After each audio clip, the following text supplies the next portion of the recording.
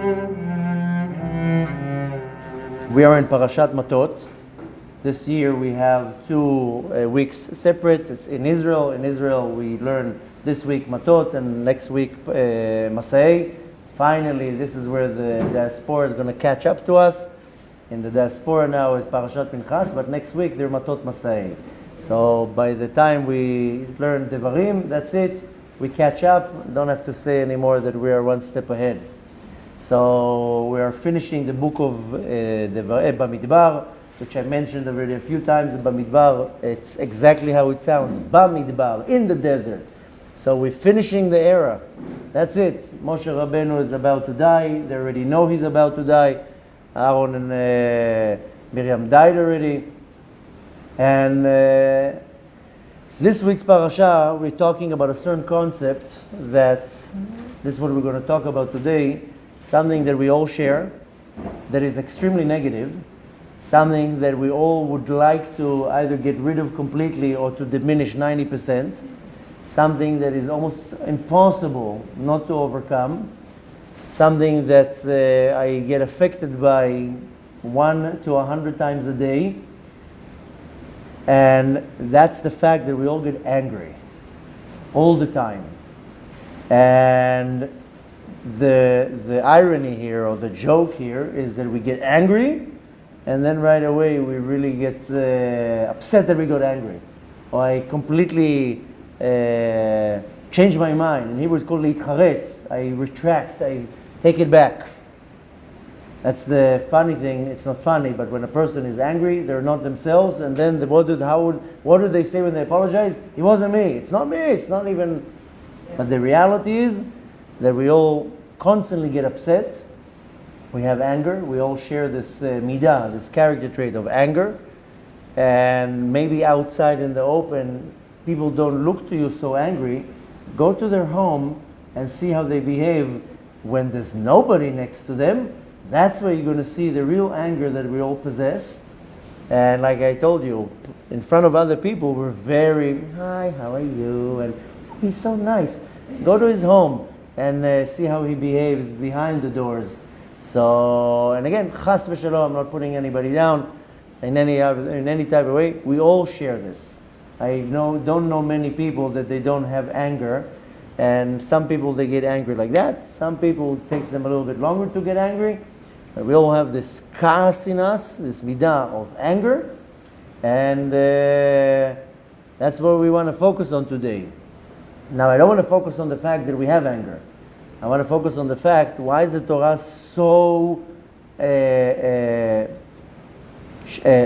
machmir, it's so against, it's so extreme when it comes to anger. The Torah is really particular and very going against anger. And where do we see it? Where the Torah has no tolerance to anger, we see it with Moshe Rabbeinu. 3 times Moshe Rabbeinu lost his temper. One of them is in our week's parasha.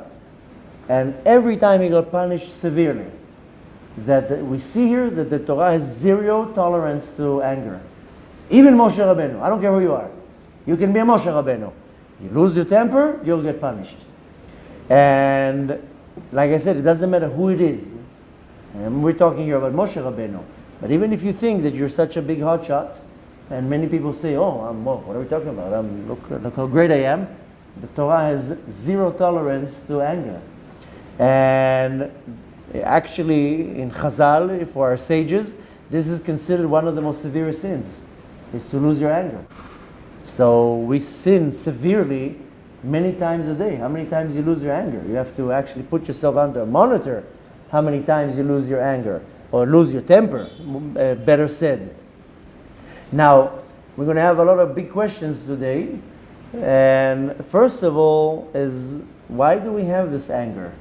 And why is the Torah so particular about anger and so strict with anger? But the most important question we want to ask today, and hopefully have some type of an answer, is how do you control your anger? Anger we have. I'm going to sidetrack now for a moment to tell you that everything that Hashem gave us as a character trait, as a midah, there's a reason for that. Hashem created anger. There's a reason for that. Hashem created sadness. There's a reason for that too. Hashem created even jealousy. There's a reason for that. There's good reasons for everything. There's one thing that Hashem didn't create, and Rabbi Nachman from Breslev emphasizes that the Kadosh Baruch Hu didn't create despair. En Yehush Ba'olam. When you see the sticker, En Yehush Ba'olam, there's no despair in the world, is not to try to lift your spirits up. Oh, don't worry, things will be okay. That's not what it means. It means there is no despair in the world. Why you even believe the Yetzer Hara that there is despair? There's no such a thing. You believing the Yetzer Hara tells you be upset and fall into despair, and you believe him. So there's no such a thing. But anger there is, and jealousy there is. Kadosh Baruch Hu created jealousy for one reason, that I will be jealous when I see another person more learned than me, and I will be like, wow, look, he came an hour earlier to the yeshiva. Look how he's going there with all his books and his writing, and the Talmud says, "Kinat sofrim tarbeh chokhmah." The jealousy of a wise person then will increase in wisdom. So jealousy was created in me, so I would look at somebody else that is much more observant, much more learned, and I will be jealous. I want to be so learned. I want to be so knowledgeable. And same thing with everything that the Kadosh Baruch Hu created. Yesterday we spoke about the ego. Hashem created ego. We have to have an ego. Without an ego, we will never grow. But the ego has to be healthy ego, not a sick ego. Same thing with anger. Kadosh Baruch Hu created anger for many reasons. I should be angry when the Yetzer Hara is telling me to be a sin. Be angry at the Yetzer Hara, let's see you. Sometimes you see situations that you're saying, oh, you're smart on the weak one. Let's see you behave like this against a strong person. Let's see you go angry at your Yetzer Hara. Why are you angry at somebody else? Because they took their parking spot. The anger was created that when the Yetzer Hara is trying to make me sin, to be angry at the Yetzer Hara. You're allowed to be angry at the Yetzer Hara. And many other situations. So comes now the question is not how I get rid of the anger. It's not good to get rid of things. If you remember, about 2,000 years ago, the Great Assembly, the Sanhedrin, came together, and they decided they should get rid of the Yetzer Hara, the desire for arayot, for forbidden relations. Who needs this headache? They got rid of Avodah Zarah. They got actually rid of the desire for idol worship. And when they did that for arayot, for forbidden relations, let's get rid of it. Who needs this Yetzer Hara? And then they saw what a disaster they made. 3 days passed, chickens weren't even laying eggs. How do you think the chicken lays an egg? She gets fertile by the rooster crowing or doing his kukuriku, whatever you call it. And that's how the eggs get, the female chicken, she gets pregnant and lays an egg. So our sages saw that even chickens don't lay eggs. If we don't have a Yetzer Hara, a desire for any type of marital relations. So right away they reversed it. Of course you need a Yetzer Hara. You need to have all these things. Can you imagine now canceling it? So the point is not how you cancel the anger, is how you control your anger. Now we're going to talk a little bit about that today. Hopefully we can leave the class with some tools. So now just a little bit of an overview of what's going on in the Parasha. 40 years in the desert are about to finish, and Moshe Rabbeinu is already counting his days. He knows he's about to die. And Moshe thinks, that's it, I'm done with this headache. Baruch Hashem, I'm already packing my stuff. He's already ready to go. Hashem turns to Moshe Rabbeinu and tells him, not so fast, Moshe.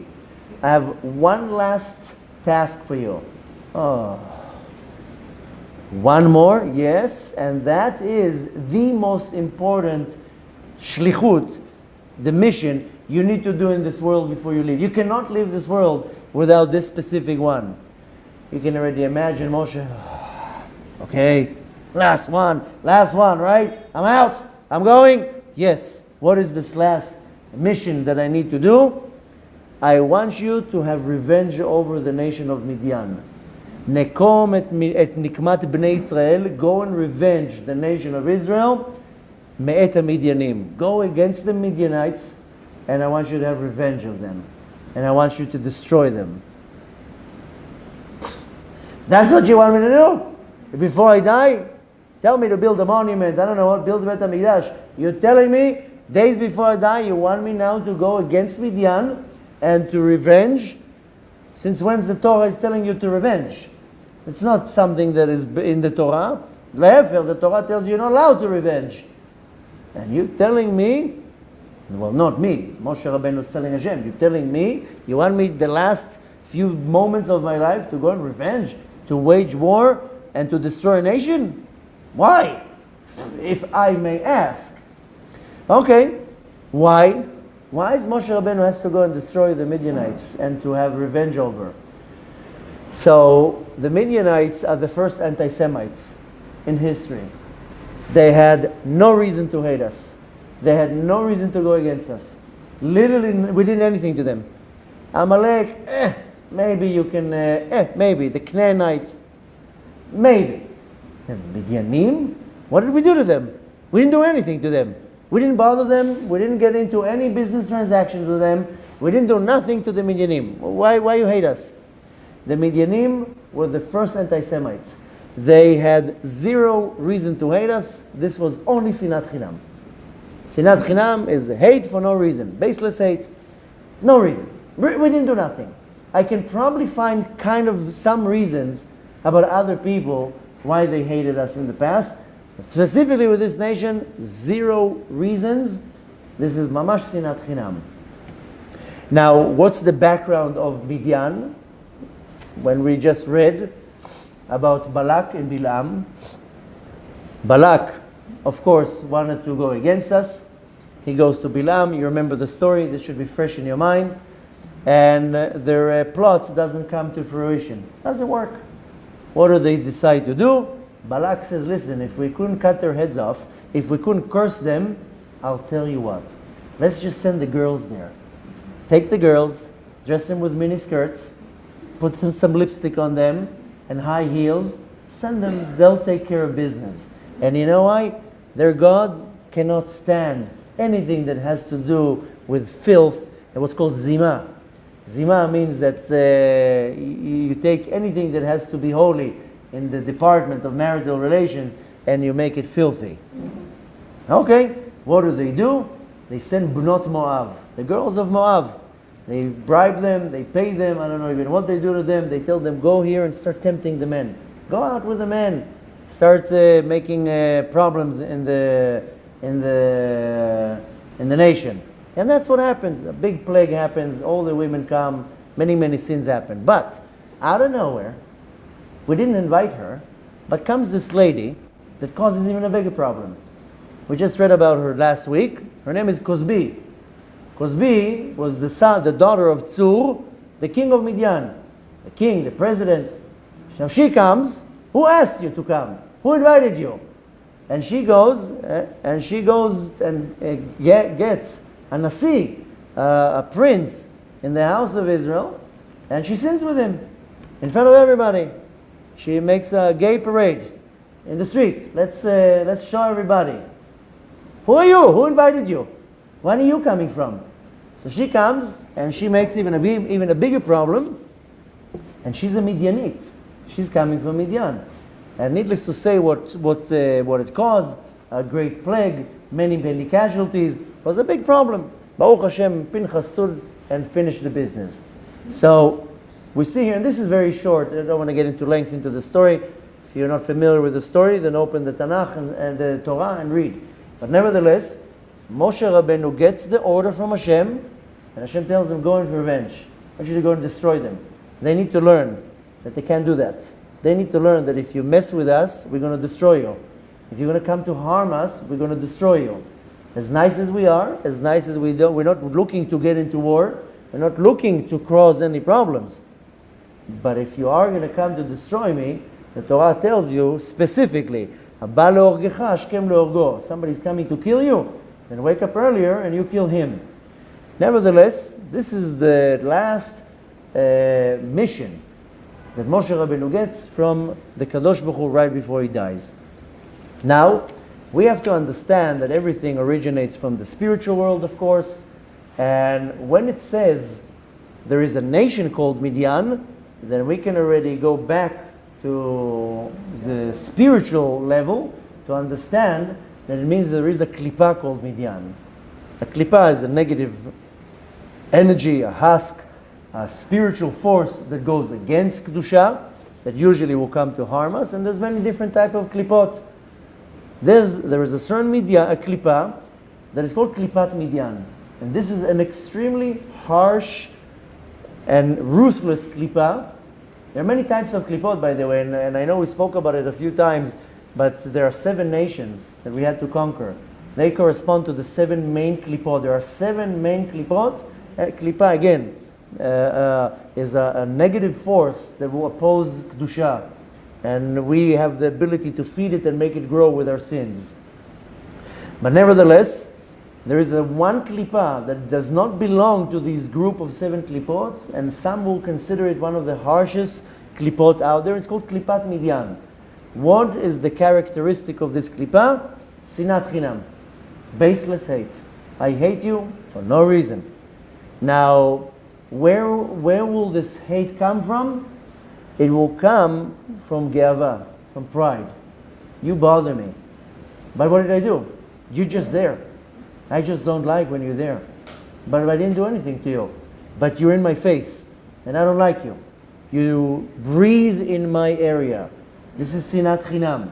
And we just talked about now, before the class, about the 3 weeks, about the destruction of the temple, about sinat chinam.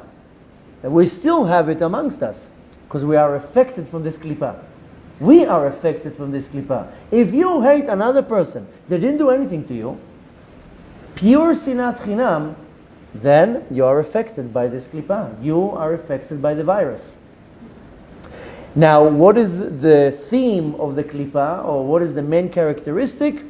Is that there's no reason for the hate. What would be the result? It will be a disagreement, a machloket. It will be jealousy.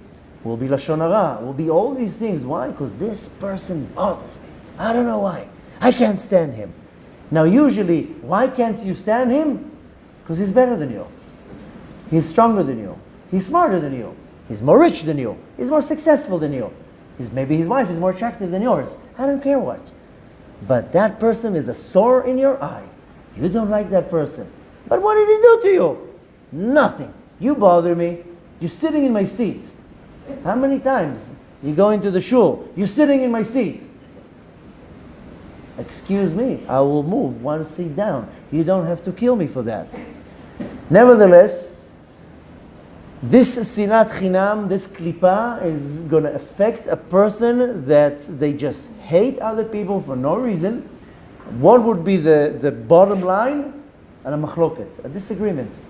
A disagreement between me and him. Why do you go into an argument? Why? Because there's sinat chinam. And really, what is the main component? Geava, pride. My pride is a little bit hurt. Somebody stepped on my pride. So I don't like that person. Because he's bigger, stronger, better, and so forth. Now, we have to understand that this klipa is very, very powerful. We are affected by it. Yes, we, me, you, we're all affected by this klipa because we can't stand other people. And I cannot see, you know what's the main thing with the sinat chinam, with this klipat Midian? That I cannot tolerate seeing somebody else being successful. That's kills people. I will be very successful. I have everything that I need. But he's a little bit more successful? No. He can have the one model more than me. I just bought the best iPhone in the market. And the next one came, and now he has better one than me? No. That's not going to work well. People cannot stand seeing other people successful and doing well and happy. Good for you. Good for you. Shem Erachem. Don't even come close to me. Don't even look at me. Nevertheless, this is klipat Midian. Now comes big question here. Since when are we revenge? Have you ever seen in the Torah or in the Tanakh revenge? That Hashem says go and have revenge? There's actually a mitzvah lo ta'aseh, a precept, do not have revenge. And now the Torah is telling, not me, Moshe Rabbeinu, go and have revenge against the Midianim. That doesn't make much sense. Now, like I said, Midian is not necessarily a country. Rather, Midian is a klipa. And this is a desire or some type of force that we all possess. We all possess this klipa, by the way. Some people it's very extreme. Some people it's very quiet. They still have hate for another person. If you have hate towards another person for no reason, I'm not talking about right now the person now robbed you, attacked you, chas v'shalom. I understand you have some reason. I'm talking about no reason. Now this is the joke here. That a lot of people, their twisted mind will come up with a reason. They'll find a reason why to hate the person because he did this and that. And then, of course, they will throw the Torah in and says, I'm doing it for the sake of the Torah. But nevertheless, we have to understand where does the revenge come from, because it's not going against a nation. It's not going against the land. It's going against the klipa. Moshe Rabbeinu had to get rid of something before he dies, because only Moshe Rabbeinu would be able to get rid of this klipa. Now, to kind of understand the theme, the idea of this klipa, there's a story that once a student, a chassid, a follower, came to his Rabbi, came to his rabbi, and he told him, I'm very upset. Oh, okay, why are you upset? Tells him the rabbi. He tells him, well, everybody steps on me. Everywhere I go, not physically stepping on me, insulting me, making fun of me, pushing me, instigating fights, everywhere I go, especially in the Bet Knesset, in the shul. So what does the rabbi answer him? So don't spread yourself in places where you shouldn't be. If you go to a place where you shouldn't be, you're going to be stepped on. Keep it to yourself. Keep it to the minimum. What is the person telling the rabbi? Everybody is stepping on me. The problem is with everybody. The rabbi tells him, no, you are the problem. You are trespassing borders. You are going into territories that don't belong to you. You are going to, so to say, spread yourself to a place that you don't belong. You're going to get stepped on. Keep it to yourself. Don't go into a zone, so to say, that doesn't belong to you. Then nobody will step on you. Very easy. Don't push yourself where you don't belong. Klipat Midian is that we want to be everywhere. Oh, they're making a party there? I'm going to go there. Just that they'll see my face and get annoyed. I'm going to go and bother them. There is a word in Hebrew. There's not really a translation to that. It's called lefargen. I tried any dictionary, any person, nobody knows how to translate lefargen.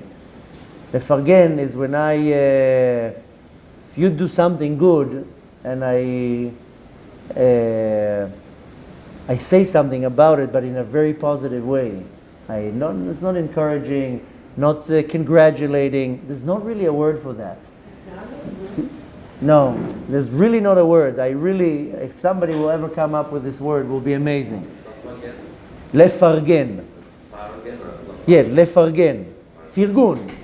Now, for example, you did something, whatever it is, and I come and tell you, very good, you did amazing. But I sincerely, in the most honest way, I'm happy for you. I'm happy for you that you're able to do it. I'm truly, truly happy for you that you're able to do something, whatever it is, financially, emotionally. Most people, they see somebody else doing something good, right away, this little drop of poison, this jealousy. The fargen is that I'm really, really happy for you that you're able to do it. I see good in you, I see good in the situation. The klipat midyan is the opposite. Can't say anything nice. Can't be happy that the person was able to make some money and buy a house, that he was able to overcome his desire, whatever it is. This is klipat midyan, that I want to be everywhere. Oh, he has that? I want to have that too. He bought now that item, I want to buy it too. Everybody likes him, I want everybody to like me too. I want to be everywhere. And the advice is, don't be where you don't belong. Now, what is our fear?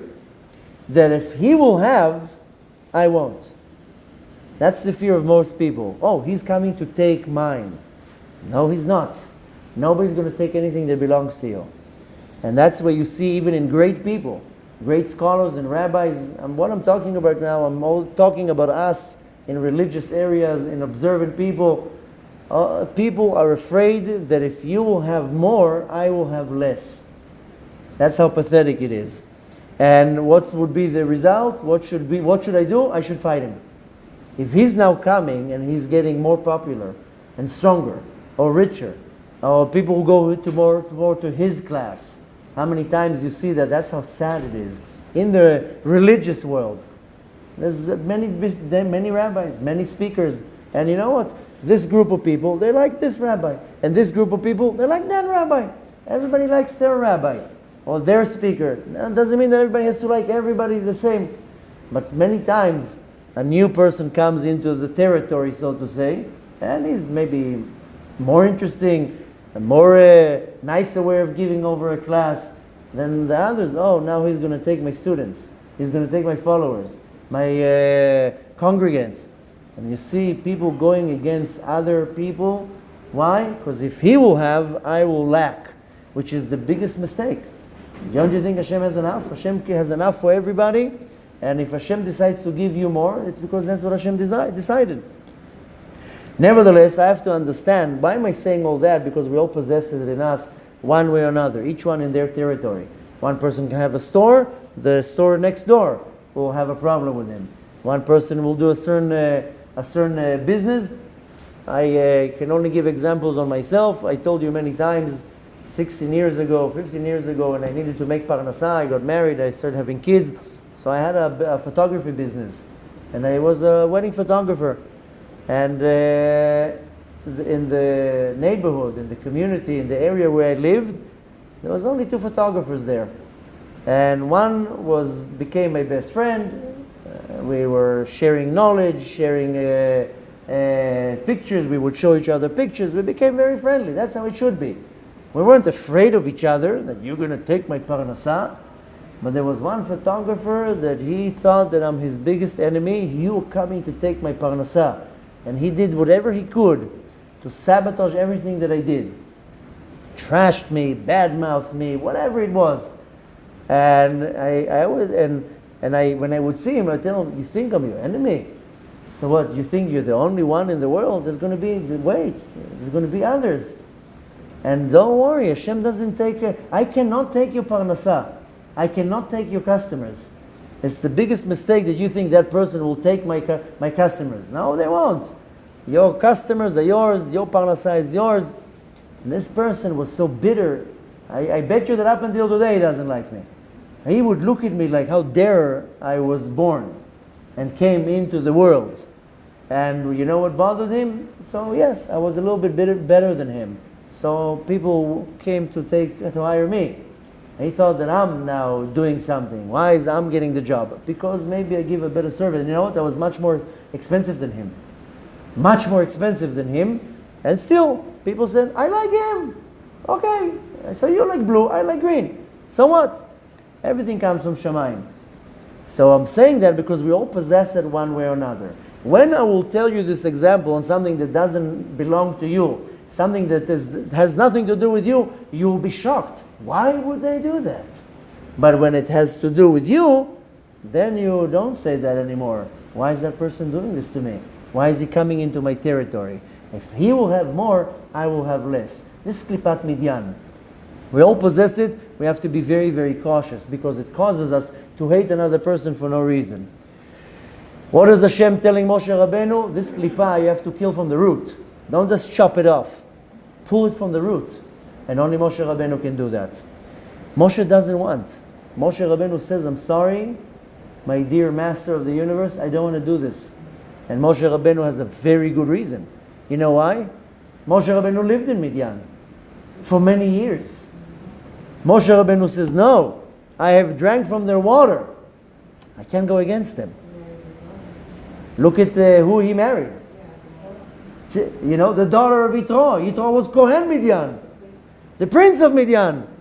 Moshe Rabbeinu says, I'm going to go against them? They hosted me when I needed to run away from Paro and hide. They gave me, how do you call it, a political umbrella? A what? Asylum. Asylum. Yeah, they took me. You want me to go now against them? You don't spit in the well where you drank from. You show hakarat tov. Sorry to tell you, I can't do that. Okay. But Hashem tells him, wait a minute. I understand, but that's okay that they send the girls of Midian to make us all sin. And look what happened. Moshe Rabbeinu says, I'm sorry. You're correct. That's wrong what they did.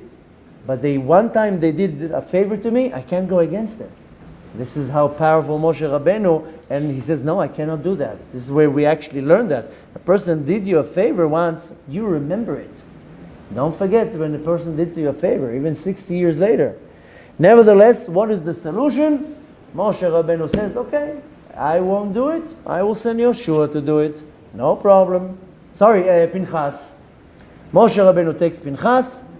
They take with them a little army, 12,000 men, 1,000 men for each tribe. They gather a little army, great brave warriors, and they go out for war. Now, they come back from the war, big victory, CNN, NBC, ABC, you name it. Big victory, they're marching back with the victory. Moshe Rabbeinu is going out to greet them, and he sees the worst of all. He becomes white as a ghost. In Hebrew we say, chashchu enav. His eyes darken. Why?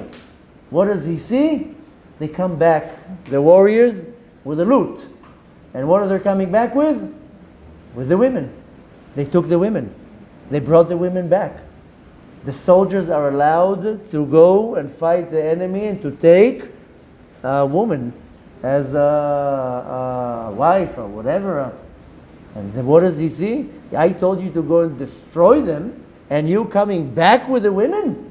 Moshe Rabbeinu, they took them as, prisoners. I don't know how you call it. It's called a shvuya.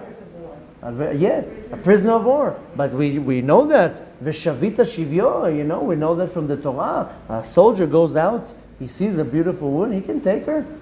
Shem Yerachem. I told you to go and destroy them, you're bringing them back? What are you doing? Moshe Rabbeinu, he doesn't know what to do. Now, he sees the girls, he sees that they're bringing the women, and he says, what are you doing? I actually told you to kill them, and you're bringing them back? What does the Torah say? 2 words. Vayiksof Moshe. Yiksof means full of anger. Moshe got full of anger. Or in our terms, he lost it. Furious, he lost it. And he screams, what are you doing? I told you to kill them! Moshe Rabbeinu gets upset. Now, seemingly, the story ends here. But suddenly there's a U-turn. Something happens. Moshe Rabbeinu gets angry, and the Torah reacts right away. Right away the Torah reacts. How does the Torah react? Moshe Rabbeinu has a mistake when it comes to saying a halakha. The one who teaches the halakha suddenly forgets the halakha. What's the halakha? What's the scenario? When they come back, the soldiers, all their weapons are full of blood. Their swords are full of blood. They kill the men. What do you have to do with that? It has tumah on it. It has impurity of death. You have to now clean it with the water of the red heifer. Right? That's the rule. They come back from war. Their swords are full of impurity. They killed with it. So what do they need to do? Kind of like taking it to the mikveh, make it now pure with the holy water that is done from the red heifer. Elazar, the son of Aaron, he's now in charge. Aaron already passed away. He steps forward and he says, Moshe, sorry to, I feel a little bit uncomfortable saying that in front of everybody, but we also have to להגעיל את הכלים. We have to put them in boiling hot water. Like when the kli is not kosher, because it went out of its kosher status, we don't have to now dip it in the water of the holy water because it has tum'at met, impurity of death on it. We also have to להגעיל אותם. להגעיל is when you take a pot of boiling hot water and you put the utensils in it. And Elazar says, you forgot. This is one thing that we need to do. Moshe Rabbeinu forgets. Comes Rashi, commentator, and he says, why is Elazar has to remind Moshe Rabbeinu? Rashi says here something very interesting. A person that gets angry forgets his Torah. Moshe Rabbeinu forgot. Rashi says when a person forgets, he loses his focus. I'm sorry, I said when a person forgets. When a person gets angry, you lose any common sense. Moshe Rabbeinu forgot the halacha. He got punished. Can you imagine the Moshe Rabbeinu forgetting a halacha? We have to also make the swords kosher. Not kosher because I eat with them, because they're full of impurity. From here we can understand the two mistakes that Moshe Rabbeinu did in the history. 3 times Moshe Rabbeinu lost his temper. 3 times he got punished from that. The first one, of course, was Mei Meriva. We just learned that with the water hitting the rock.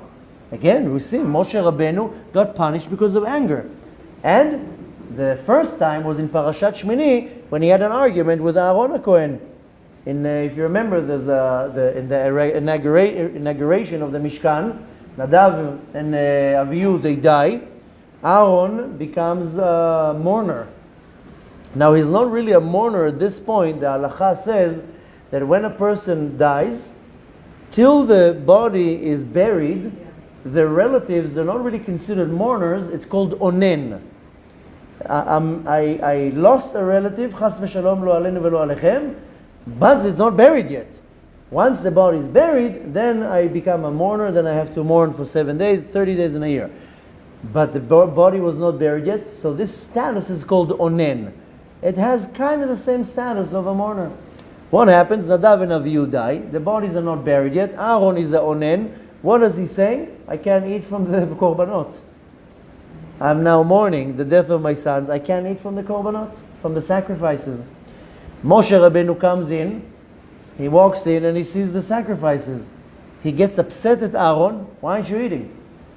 Aaron tells him, I'm onen. I just lost my kids. I can't eat from the sacrifices. What does Moshe do? He gets upset. He gets angry. He loses his temper. And what's the result? That he loses halacha. The same thing. He loses a halacha, a law, a din, a judgment. Now, so we see 3 times that Moshe Rabbeinu gets upset, and the result that he gets punished, and mainly that he forgets something. Now, why, again, we're going back to the same question, why is the Torah so particular with anger?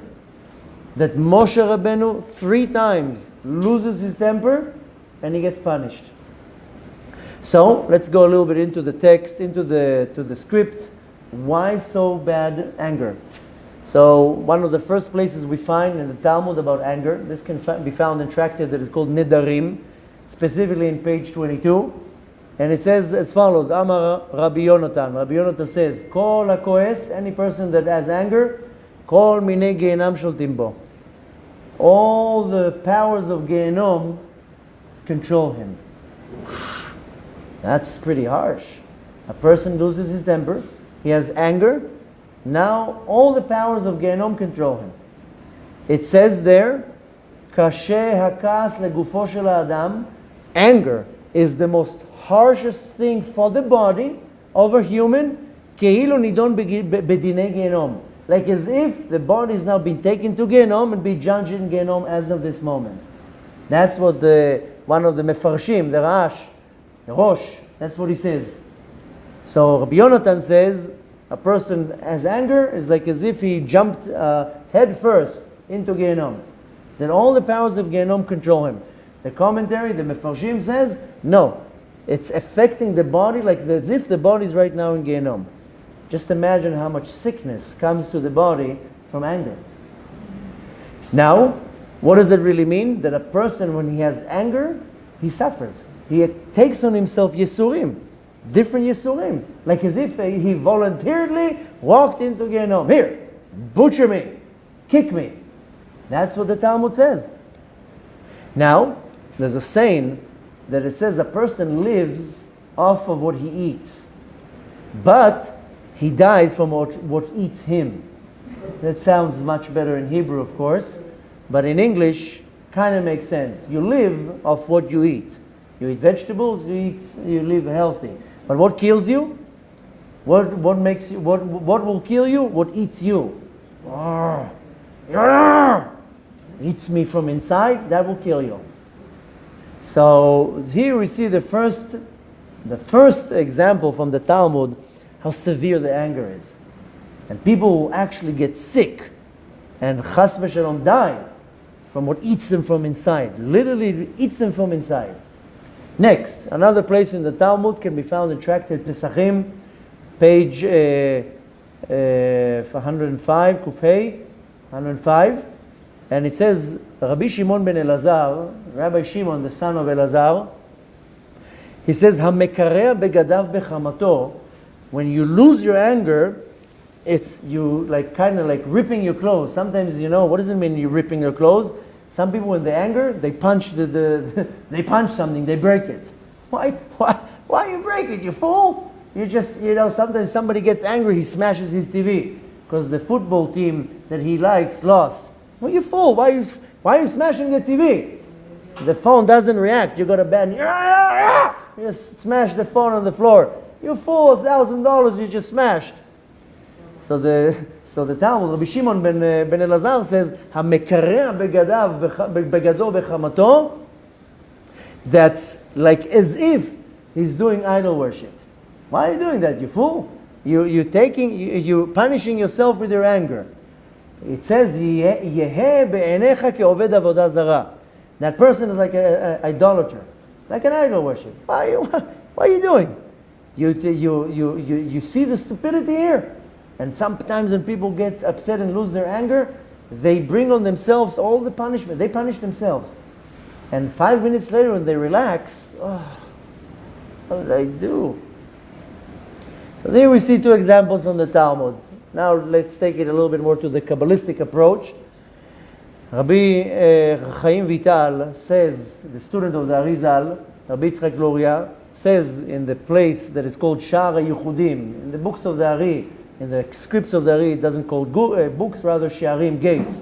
In the gates of unity, so to say, Sha'ar HaYichudim, Rabbi Chaim Vital says that the Ari HaKadosh was very particular about anger. Not to chas v'shalom get angry. And he said it's worse than all the sins. Be very particular with any sin, but with anger, 10 times more. That's what the Rabbi Chaim Vital says about the Arizal.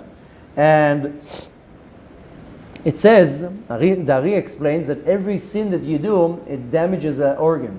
One of your organs. One of your limbs. And we don't know all the mitzvot or all the sins, which one. I told you already, we're trying to compile information. That's my dream, to make a book that can show the sources. This sin will affect this organ, and this mitzvah will affect that organ. Rabbi Nachman from Breslov actually talks about it a lot. The most information we have about that actually is from Rabbi Nachman. But nevertheless, the Ari HaKadosh says that every sin will damage a certain organ. But anger damages the entire neshama. He says, "Kas pogem bekol neshama." Anger will damage the entire soul. And what does it do? It switches your nefesh. When you're angry, your nefesh jumps out of your body, can't stay in the body, and you need like a supplement. Sometimes when you have a car accident, you bring the car to the garage, they give you a trade-in for 1 week, you're driving like a jalopy. Same thing here. The soul jumps, not the soul, the nefesh, jumps out of the body, and they give you another nefesh instead, but coming from the klipa. So right now, what is alive in you is a nefesh from the klipa. It's not you. You say the wrong things, you do the wrong things, and later on, you really regret on what you did. Now, why? Why is that? Rashi says that when a person is getting full of anger, he loses what's called shikul da'at. Shikul da'at in English means discretion. Maybe I'm saying it wrong, you can correct me. Excuse me? Discretion. You use you can't think straight. And when you lose your discretion, you can kill. You can do the worst of all. That's why the Talmud says you should look at it like if the person is an idolater, because at this point, you'll do almost anything. A person loses his control, like in a road rage, you can shoot somebody. You can stab, you can kill with your words, with a gun, chas v'shalom. People will do almost anything in that point. It's needless to say, we'll do also avodah zarah.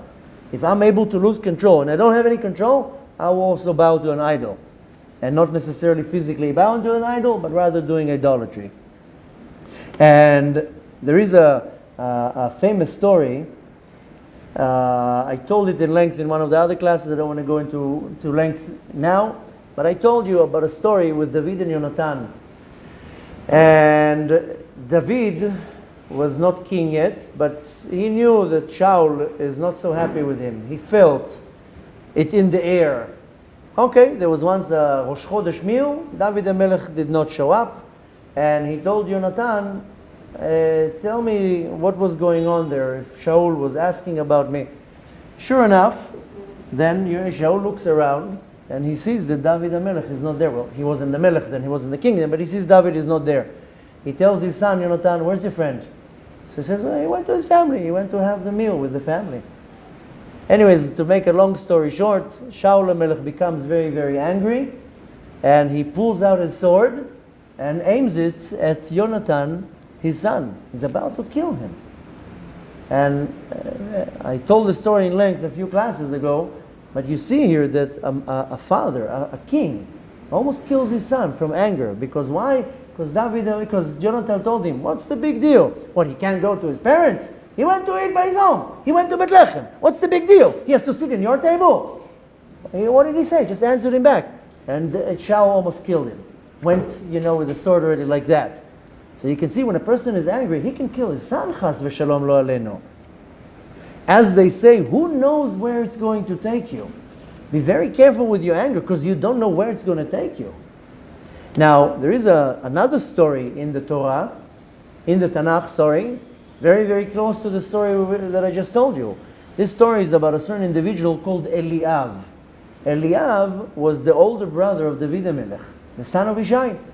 The story says that Shmuel comes to Bethlehem to find the king, to anoint the king. And who does he go to? He goes to the house of Ishai, and he sees the first guy, strong, muscular, handsome, looks smart, everything. Oh, that must be the guy, the son of Ishai. He comes to anoint him, and he hears Hashem telling him, no, that's not the one. So you know the whole story, how he went through all the sons, till he said he ran out of sons. And when he told Ishai, did you have any other son? Any other boys? We have some shlemazel, he's in the fields. Don't worry about him. But nevertheless, that's not the story. The story is that Hashem says about Eliav, no, he's not king material. What was the problem with Eliav? Why wasn't he suitable to be the king? It says he was ka'asan. He had a temper. He had all the qualities, but he had a temper. He got angry very fast. That's not a quality for the king. Get upset, press the button. What? If somebody gets upset at you, you send the army, destroy them?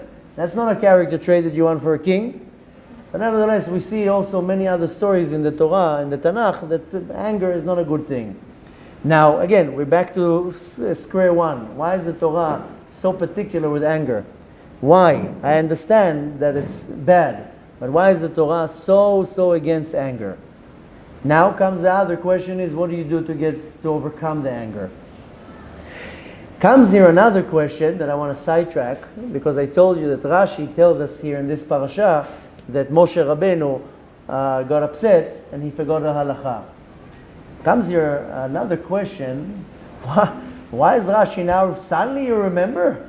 You couldn't say that in the previous times, that Moshe Rabbeinu got angry and he lost the halacha. Why now Rashi suddenly remembers? The first time that it happened was in Parashat Shmini. How many weeks back was that? Then also Moshe Rabbeinu got upset at Aaron, and he forgot halacha when it came to the seir of Rosh Chodesh. What was really the problem there? Why couldn't he eat it?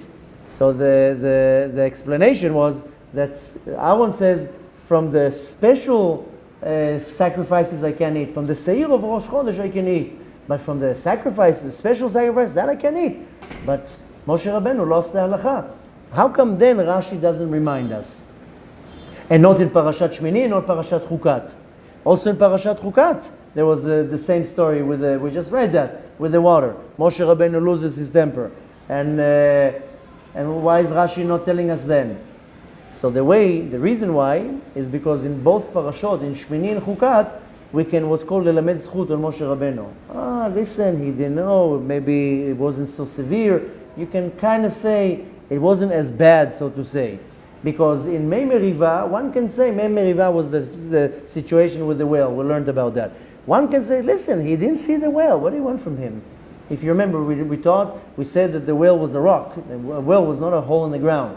Okay, he made a mistake, he didn't see it, it's an honest mistake. Same thing also in Parashat Shmini. He made a mistake, he got a little mistake between the type of the sacrifices. Didn't forget the halacha, what do you want from him? Here, in our parasha, it was really anger. He sees the soldiers coming with the girls, and he loses it. Here you see mamash anger. So here Rashi finally decided to say, yes, he got angry, he forgot his halacha.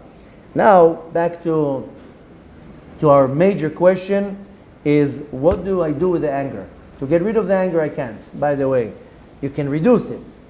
And there's many other ways, of course, to reduce the anger. I can tell you already, completely on the subject, but off the subject, that there are many ways to reduce anger. First of all, look at what you're eating. Most of what you eat agitates you and aggravates you. And when you eat aggravating food, you will be aggravated. Now, another thing in our generation that makes people very, very aggravated is that they're holding a cell phone all day long. So you are being barbecued by radiation, you'll be angry all day long. Of course you'll be angry. Stand next to an antenna all day long, you'll be aggravated, and it will annoy you. Wi-Fi everywhere, wireless devices and so forth. There are many things that cause us to be aggravated. But I'm not talking about that. For me, that's a given. For me, to hold the phone all day long, you have to be out of your mind to hold the phone all day long. Sometimes I see people, they watch a movie or whatever. Why are you holding the phone? At least put the phone on a stand or something. If you must watch the movie, not that I'm encouraging you, but why hold the phone? Sometimes you see kids the whole day, 3 hours like that, and even when they put the iPad down, their fingers are still like this. So for me, that's a given. That's not even a... Of course you're aggravated all day long. Look what you're eating. Chemicals and sugar. Person will eat sugar all day long. Of course the body will be like that. And people think I'm cuckoo when I'm saying that. I'm not talking about that anger. For me, I completely ignoring all this anger. This is stupidity, not anger. Why would you even put yourself in this situation? Not too long ago, somebody told me, I told them something about food. She says, what's the problem? Just put it in the microwave. Ooh, I just hear the word microwave. I'm like, why would somebody want to put their food in there? Did you hear how it sounds? Microwave. Ooh, why would you even put your food in there? You have to be completely disattached from reality to put food in a metal box that can heat something within 3 seconds. I don't know, for me it sounds, something doesn't sound right here. It takes you 5 minutes to boil a little bit of water. Put a pot of boiling hot fire, it will take you 20 minutes to boil it. And the microwave can miraculously do it in 3 seconds. Something's not right there. But nevertheless, this is not what I'm talking about. And yeah, put your food in a microwave every day, you're going to be very aggravated. I'm not talking right now diseases and your hair falling out, cancer, Hashem Yerachem, and all the diseases that people are having. I'm talking about being angry right now. Now we're just focusing on the anger that is coming from within me. What do I do? So, there's a story about a certain individual that was very, very wealthy. And before he died, he calls his son and he tells his son, I am about to die. I am about to leave you. this property, this property, this property. There's $200 million in the bank account. There's this, there's that. I'm going to leave you a lot of money. You're going to be a very comfortable man after I die. I only have one wish. One wish I'm asking for you. One little wish. The son says, after you're giving me so much wealth, I'll do whatever you want. What do you want me to do? He says, anytime something will get you upset, wait overnight. That's what you want me to do? You're giving me so much money? I thought you'll tell me, build a synagogue, buy Sifrei Torah. No. Whenever you get upset, techake laila. Wait one night. Okay. Father dies, the guy gets all the money, years pass, he's doing business. One time business was going very bad, he started losing a lot of money. He decided to go far away to invest. He leaves his home, he tells his wife, honey, I gotta go make money, and then he leaves the home. 3 years, he goes to another land, and Baruch Hashem makes good business, comes back after 3 years. They didn't have WhatsApp, they didn't have any other way to communicate. He says, I'm just going to surprise my wife. He comes to his home after 3 years, he didn't see his wife. He's about to knock on the door, and he hears a manly voice in the house. He hears his wife, and he hears a man and his wife talking. He is about to pull out a weapon and break the door, and suddenly he remembers, oh, no. What did my father tell me? When you get angry, wait overnight. Takes a deep breath. He goes away. He takes a hotel room. He says, I didn't see my wife for 3 years. One more day will not kill me. He goes to the hotel, relaxes there. The next day he comes home. Everything is relaxed. He knocks on the door. His wife jumps on him, hugs him, kisses him. I miss you so much. After all the kisses and the pushing you and the mooching you, he tells her, listen, I can't hold it from not telling you, but yesterday I came here and I almost came in and I heard a man here. Why was there a man here? She was like, you serious? When you left our house, our young son was 15 years old. His voice changed. He has a man's voice right now. This is your son that you heard. He says, oh my God, I almost killed my wife and my son together from a little bit of anger. Oy va'avoy. And he says, Abba, thank you for saving me. I would kill my wife and my son. Now, what do you take from this story is that anger needs time. Anger needs a little bit of time, and the power or the severity of the anger diminishes with time. You get angry, or at this moment, you will kill. Give it a few minutes. Give it overnight, the anger stops. Now, where else do we see in the Torah about anger? Where's the first time the Torah is telling me about anger? With Esav. Esav, Yaakov goes into the tent, he gets the brachot instead of Esav. Esav comes in, he freaks out. I'm going to kill him. What does it say? Wait till my father dies. I'm going to kill him. What is the advice that Rivka gives Yaakov? Run away. Go away to Haran. What does the Torah say? Go for a few days. Leyamim. Go a few days. These yamim turned into many years. But the Torah says, Leyamim. Go to a few days. Rashi actually says a few years. But it was supposed to be 7 years. Not 22 years. Nevertheless, Rivka, what is her solution? Go away. Let him relax. Let him calm down. Let Esav relax. Here happens to be that Esav didn't relax, but that's because, like we know, Esav sonel Yaakov. Esav, it's built in. Esav will always hate Yaakov. But what do we see here? What's the solution? Forget about the story. What's the solution? What does Rivka say? Let him relax. Go for a few days. Go out of the frame. Let him relax.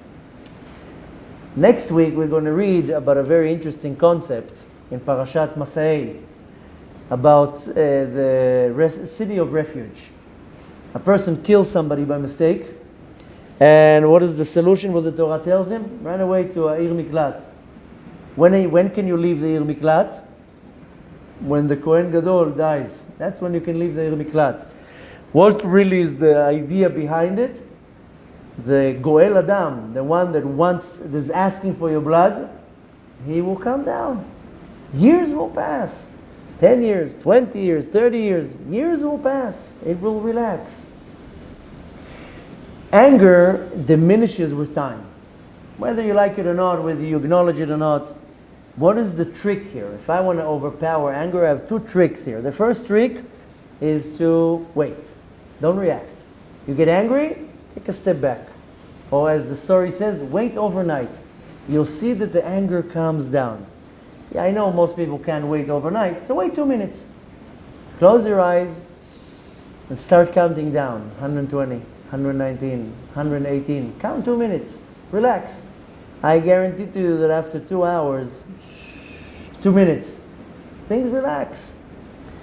Now, second trick. This is the trick that Moshe Rabbeinu had. Now, here we have to give credit to Moshe Rabbeinu. People can say, Moshe Rabbeinu got angry 3 times. If you would have to be in Moshe Rabbeinu's shoes, you will get angry 3 times a minute. I can't even imagine dealing with the Jews for 40 years. 3 times getting upset, that's not too bad. I can guarantee to you that any other person in the place of Moshe Rabbeinu would quit a long time ago, kill the Jews, the nation of Israel, and not even look back. So we got to give Moshe Rabbeinu a lot of credit. How did Moshe Rabbeinu dealt with the anger? How many times did the nation of Israel make him angry? He made up a solution to say sorry after he did something wrong. Where do we see that? When he was angry with Aaron, Parashat Shmini, he was angry with Aaron. Why didn't you eat the sacrifices? Aaron explained to him, I am onen, I can't eat the sacrifices. When he argued with him, of course you can eat the sacrifices. So Aaron says, yes, I can, from the special sacrifices I can't eat, but from the Rosh Chodesh sacrifices I can eat. Anyways, what did Moshe Rabbeinu say? I'm sorry. He came back there and he says, you're right, I'm sorry. Why is this trick so powerful? Because the next time that you're about to get upset, you're already thinking, oh my God, last time to say sorry wasn't so easy. So better not to do anything. Because how many people are so easily saying sorry? Oh, I see it with my kids when they do something bad. Say sorry. Ah. Say sorry. Sorry. No, that's not a sorry. Who wants to say sorry? You're just thinking of saying sorry. So Moshe Rabbeinu had a trick. Say sorry. It will be extremely hard for you to come and apologize. The next time you'll think twice before you're getting angry. Because you're going to say, wait a minute, I'm going to have to say sorry after that. Okay. The fact that later on I have to say sorry and to apologize, that should calm you down. Now, what do we take from that? First of all, I'm going to take quickly a story before we finish, and then we can come to the conclusion. There is a story, I'm going to tell you the very short version because it's a long story. It's a story about one of the Hasidim, one of the students of the Baal Shem Tov, and there's a situation once that the Baal Shem Tov was very, very upset. Everybody tried to cheer him up, to make him laugh. Nobody was able to do anything. Till one person comes in, and he talked to him a little bit, and the Baal Shem Tov cheered up. They asked him why this person was able to cheer you up. So he says this person today had a test that nobody had in the history. It goes all the way back to the test of Avraham Avinu slaughtering his son on the altar. What the test that this person had today. Can you imagine the test, the Nisayon of the Akedah did not repeat itself up until today, and this person just had this test. What was the test? A certain individual was a great Chassid of the Baal Shem Tov, and was extremely poor, didn't have any money. But the mitzvah of etrog was the most favorite mitzvah he had. So the story says that the whole year he saved up money, here a penny, here a penny, here a penny. Came Sukkot, and he says, I'm buying the nicest etrog. He went and bought an expensive etrog for Sukkot. He comes home with a little bag. The bag, of course, is making a lot of noise. The wife looks at the bag. She's already getting all happy. Maybe he bought her some jewelry, a present. She says, what's in your bag? And he pulls out a beautiful etrog, the nicest in all the market. Bear in mind that it's not like today that you go and you have 5,000 etrogim to choose from. You know what it was in etrog? Sometimes the whole village had one etrog. Anyways, she sees the etrog and she loses it. We don't have money for rent. We're starving here. And you going and buying an expensive etrog? Can't you use the etrog of the synagogue? You can't use the etrog of the rabbi? She gets so upset. She grabs the etrog and she bites off the top of the etrog. Now you would think that in this moment a hand would be raising and slapping her across the face. He sits there and he starts laughing and he says, okay, I must not have the merit to have a good etrog. If my wife bites off the etrog just like that, must be that I'm a nobody, that I don't even deserve to have a good etrog. And he didn't do anything. And that day he walked into the Baal Shem Tov. The Baal Shem Tov was able to get back on his good mood. Why? Because this person had such an nisayon and he didn't do anything. So what do we take from this whole, not only from the story, from the entire class? That I have to be extremely, extremely cautious from anger. The Torah is coming and telling me all the sins are bad. Some of them are extremely bad. But this specific sin, you're putting everything at risk. You can lose everything in one moment. One moment of anger and you lose everything that you have. You can gain everything in one moment of just holding yourself. Can you imagine the power of a person that's holding himself from anger? Right now, the person is breaking all the klipot from him. A person that knows how to control his anger, at this moment, any negative energy that he pulled upon himself, he's able to get rid of that. He's able to completely remove any type of a klipa. On the other hand, a person can lose everything that he has. With one moment of anger, you can lose almost everything that you have, if not everything. And needless to say, chas v'shalom, come to do severe sins of murder and idol worship and many other things. But nevertheless, a person that controls his anger, then of course can gain his olam haba, his eternity. So what I want to take from that is, first of all, off the subject, we see that the theme of the subject was Moshe Rabbeinu having revenge on Midian. When it comes to something like a klipa, you don't sit back. That's when you have to arouse your anger. That's something that comes against you. Something that's coming against you to make you sin. A person will make you sin, then that's where you arouse your anger against him. That's where you're allowed to take this power against somebody that wants to get you away from the Torah and the mitzvot. And again, it doesn't mean you have to start hitting people. But the anger is there to go against the Yetzer Hara. One has to be very, very cautious and careful that when a person is angry, he pulls the ground underneath his feet. Kol hakoes, any person that is angry, kol minei Gehinnom sholtim bo. Like as if the entire powers of Gehinnom are controlling this person. You lose all your mitzvot in that moment. You lose your identity. You lose your soul when you get angry.